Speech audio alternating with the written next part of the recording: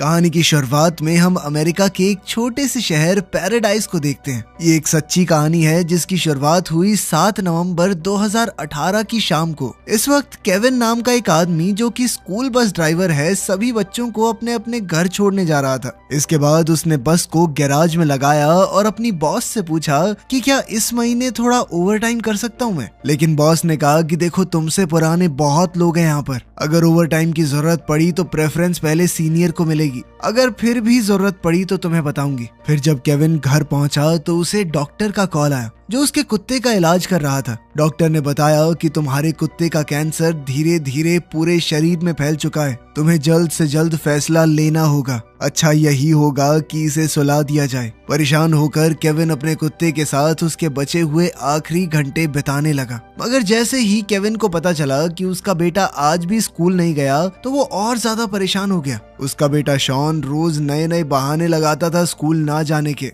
Kevin ने उसे समझाने की कोशिश की कि पढ़ाई लिखाई जरूरी है। शॉन को पता था कि उसके पिता ने अपनी पढ़ाई पूरी नहीं की, इसलिए वो केविन से कहने लगा कि आपने भी तो स्कूल बीच में छोड़ दिया था, मैं भी छोड़ दूंगा तो क्या हो जाएगा। केविन ने उसे समझाने की कोशिश की कि पागल हो गया है क्या, मेरी तो मजबूरी थी, तुझे तो मौका मिल रहा है ना, और फिर मैंने जो गलती की वो तू क्यों कर रहा है। लेकिन शॉन ने बस चिढ़कर म्यूजिक की आवाज बढ़ा दी ताकि उसके पिता की बात उसे सुनाई ही न दे। केविन अपने परिवार को खुश रखने के लिए दिन रात मेहनत करता था। वो अपने बेटे को एक बेहतर जिंदगी जीते हुए देखना चाहता था। खैर, उदास होकर अब केविन अपने कुत्ते को लेकर डॉक्टर के पास चल दिया। जब वो केविन की जिंदगी में आया था तो बस एक छोटा सा प्यारा सा पिल्ला था। इतने लंबे समय तक वो केविन का सबसे खास दोस्त रहा है। उसने बड़े भारी मन से डॉक्टर से कहा कि सुला दीजिए इसे, अब मैं इसे और परेशान होते हुए नहीं देख सकता।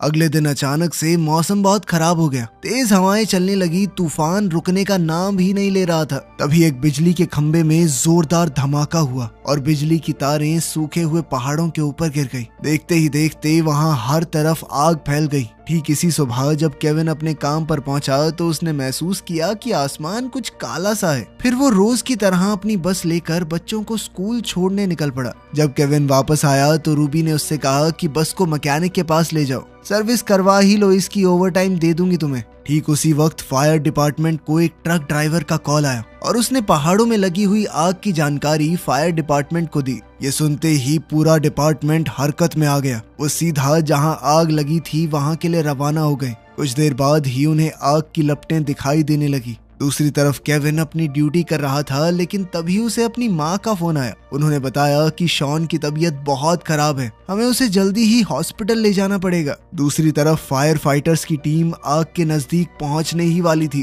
तभी मैकेंजी ने हिसाब लगाया कि आग का सामना करना बहुत खतरनाक होगा, उन्हें तुरंत बैकअप टीम को बुलाना होगा। सिर्फ उनके बस की बात नहीं है। केविन ने बस को सर्विस के लिए छोड़ने से पहले अपनी माँ को फोन किया और कहा कि एक बार चेक करना शॉन को ज्यादा बुखार तो नहीं है। लेकिन तभी उसने देखा कि धुएं और राख के काले बादल उनकी तरफ आ रहे हैं। साथ ही वो जल्दी से अपने बेटे के लिए दवाई लेने चला गया। नुकसान को कम करने और आग को फैलने से रोकने के लिए फायर चीफ ने ऑर्डर दिए कि पूरे शहर की बिजली को बंद कर दो। लेकिन अब तक आग बहुत खतरनाक हो चुकी थी। आसपास के इलाके के कई घर आग की लपटों से घिर चुके थे और वहां के लोग उस इलाके से बाहर निकलने के लिए बेचैन होने लगे। आग की लपटों में आ गए घरों के लोगों को बाहर निकलते हुए देखकर हॉपकिंस को समझ आया कि बात बहुत ज्यादा बढ़ चुकी है। अब उसने तुरंत मेडिकल टीम को भी बुलाया।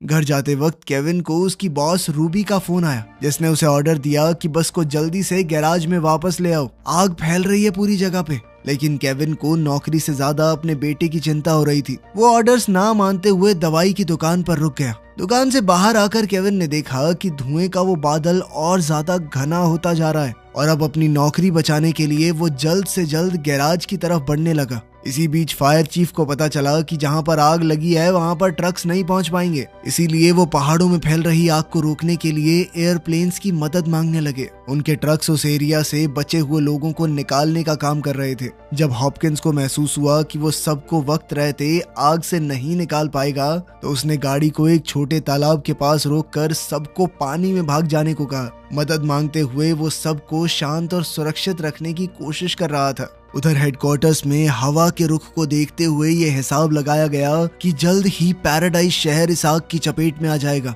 इसीलिए पूरे पैराडाइज शहर को खाली करने का ऑर्डर जारी कर दिया गया। लेकिन उस फैली हुई आग और बिजली न होने की वजह से सभी सिग्नल फेल हो गए। तेज हवा की वजह से एयरक्राफ्ट भी आग को रोक नहीं पा रहे थे और अब टीचर्स बच्चों को घर पहुंचाने का रास्ता ढूंढने लगे। गैराज